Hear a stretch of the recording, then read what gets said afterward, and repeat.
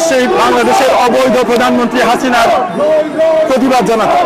হাসিনা বাংলাদেশের ক্ষমতা অবৈধভাবে দখল করেছে।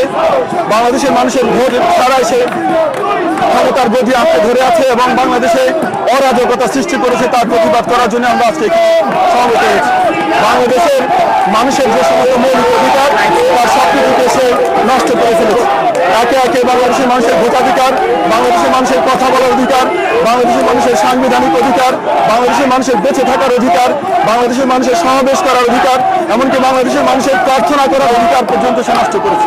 সেজন্য তার এখানে সমবেত তার এই দেশে বাংলাদেশকে রিপ্রেজেন্টেশন করে অবৈধ, সেই অবৈধ হাসিনার অবৈধ আমেরিকা আসার প্রতিবাদ করার জন্য আমরা একত্রিত হয়েছি।